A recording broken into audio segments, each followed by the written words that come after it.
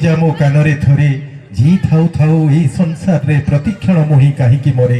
जितेंद्र कुमार मलिक, धीरेन्द्र कुमार मलिक महोदय।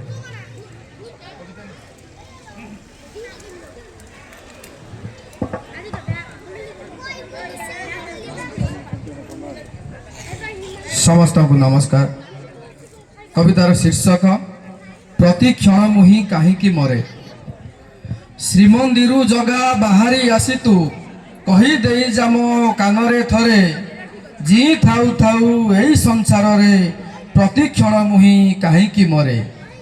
सत पथे रही बहु दुख सही बंचीबाटा भूल अटे कि मोर जेपाई सोची निंदा ओ जातना करी देउछंती सभिए पर। पिलाटी दिनरू आजी जाए केबे काहाकू देइनी टिकिए कष्ट किस पाई तेबे एते जे सहल हेबाकू बसिछि जीवन नष्ट। अन्याय को दिए नाही मु प्रशय अधर्म करिनी जानते केबे सब बेले ठिया होइछि पाखरे विपद जहार आसीछि जेबे। कटु कथा बळे मनरे कहार आघात देइनी गर्भिटे भली हेतु पाइबाठू काहारी साथी रे करिनी केबे भी जमारू कली।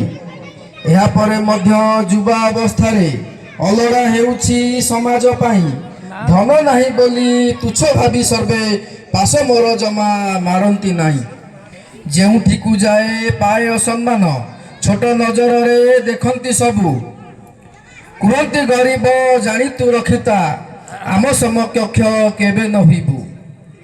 अधा पेट खाई रही जाए सिना कष्ट लगे नहीं कदापि मते हेले सभिंकठू निंदा अपमान सही पारु नहीं आउ मु एते। तेणु प्रभु तुम पासे करुअछि भक्ति भावरे मु निवेदन बदलाई दियो दुनिया रे थिबा गभी अहंकारी लोकंक मन।